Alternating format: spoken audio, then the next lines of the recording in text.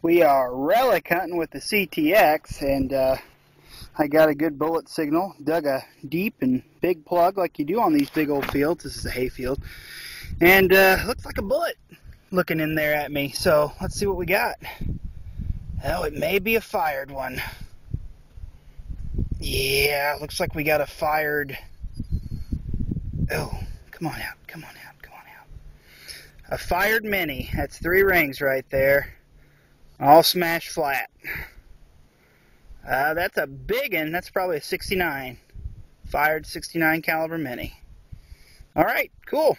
Hopefully we'll find some more. Okay, I apologize for the wind. It's windy, but look what I just found. It is a Walking Liberty $50 that someone is trying to make into a silver ring. This is crazy. I'll have to clean it up and show you the date, but that's clearly a Walking Liberty half. Someone's trying to hammer it into a ring. Well, that's silver.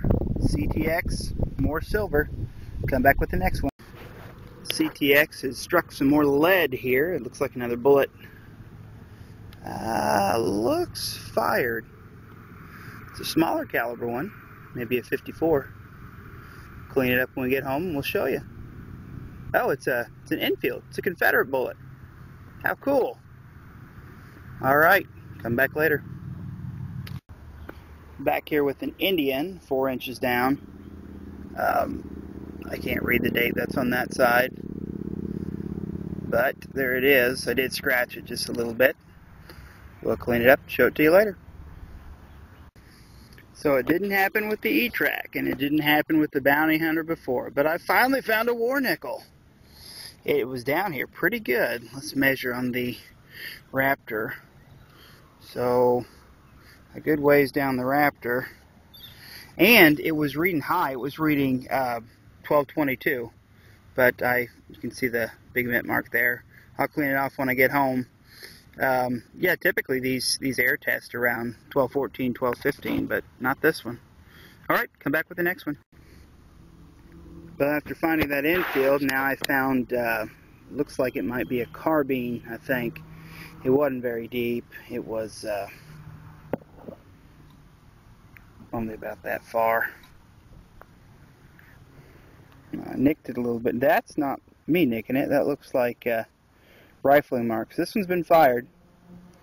It's got rifle marks on it, and it's got a flat base, so it could be one of the Confederate flat base type of minis, or it could be a carbine.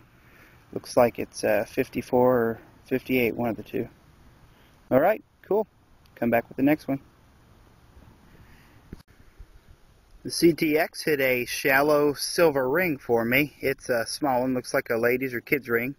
It says Jesus on it, and you can see in there it says Sterling. It was reading 1238, and it was only down about 2 inches. Alright, we'll take it. Come back with the next one. Alright, the CTX has found big silver. I got one of those dream signals that you love on the E-Track. It was ringing pretty high, about 145, and sure enough, there at about 3 or 4 inches, Mr. Franklin popped out. 1961. Looks to be in pretty decent shape too. Alright, this is my first Franklin half with the CTX. Come back if we find some more. Okay, I'll give a wrap up of my recent hunts here with the CTX. I'll start with the odds and ends stuff. I found another pocket watch case. It's brass and looks pretty old. A little toy soldier here. He's made out of lead. He's got kind of a long overcoat, sword running down the side there in a pack. Red paint on the top and white paint on the bottom. I think he's supposed to be maybe a British soldier. Maybe a replica from a Revolutionary War type of soldier. I don't think it's that old at all. I think this is probably early 1900s based on the site where I found him in. But that's pretty cool. And an advertising token. It says your best dollar's worth, and it's for Leonard refrigerators. So I don't know whether this is just like a dollar coupon off, or whether it's just a advertisement. Civil War stuff, quite a bit. I found a drop 69, drop 58, fired 69,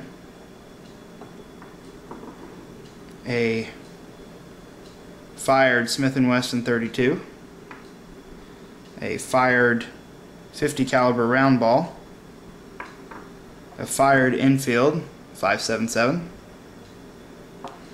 and a fired carbine. I've heard these carbines are pretty uncommon here in mid-Missouri.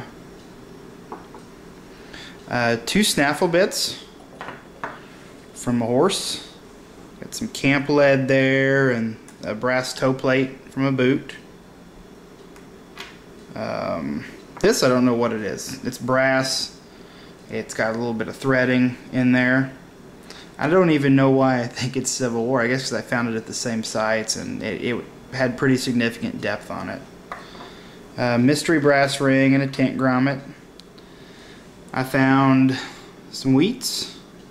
The most oldest being a couple 1916Ds.